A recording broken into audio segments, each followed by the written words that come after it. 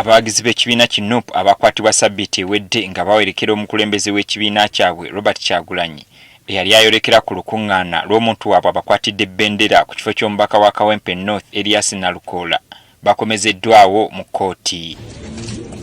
Abamu ku bano balabiddwako nga batambula bawonyera wakati mu bulumi olw'ebyo ebyabatuusibwako. Nga kkooti tennatandika omu ku bakwate azirise era abasirikale b'amakomera ne bamutwala mu kasenge akalala.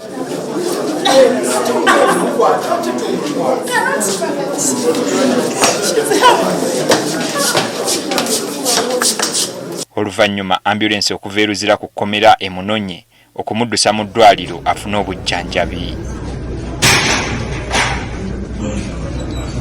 Kkooti nga yakatuula omusirikale w'amakomera ategeezezza omulamuzi ng'abasibe babiri bwe batagenda kubeerawo mu lutuula luno olw'embeera yaabwe okubeera embi.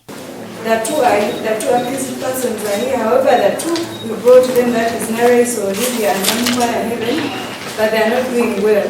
Looya w'abavunaanibwa Benjamin Katana asabye kkooti eyimbule abantu baabwe kubanga bangi beetaaga okujjanjabibwa olw'ebyo ebyabatuusibwako. Era ategeezezza kkooti eno nga bangi ku bano bwe baatulugunyizibwa nga bakwatibwa. A20 who has difficulties standing and sitting. Wabula omuwaabi wa gavumenti Sharon Sala Nambuya asabye kkooti egoba okusaba kw'ono ng'agamba nti abavunaanibwa tewali alina kiwandiiko kyonna kiraga nti yatulugunyizibwa. Your Honor, it's just not enough to allege torture. Ono agasseeko okuba nti ebiwandiiko n'ebikwata ku bantu abazze okweyimirira abakwate bwe bitakwatagana. Most of our sureties residing out of the jurisdictions as we pointed out one by one. Your Honor, this case will suffer. Bino munnamateeka Benjamin Katana abisambazze. They said possession and presentation of that national identity card, even in the absence of a letter, would be sufficient to provide court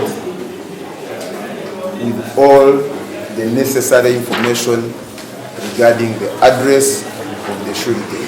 Omulundi ogwasooka abavunaanibwa baali 21 wabula olwaleero omuwendo guno gweyongeddeko okutuuka ku 23.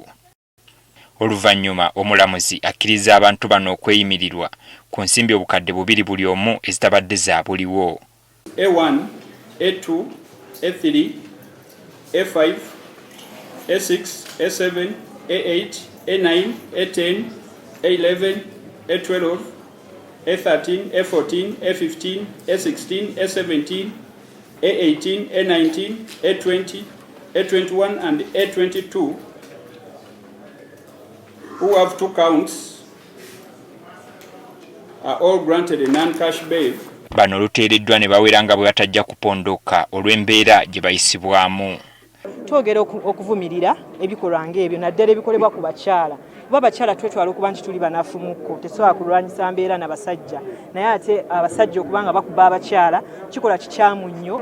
Abantu abalina obuvunaanyizibwa okukuuma bannayuganda n'ebintu byabwe ne badda ku bantu be balina okukuuma ne batulugunya ne babakuba. N'ababiri wano mu kkooti ng'eraba bagiddwawo ambulance nga state yennyini yegamba bano balwadde bayi.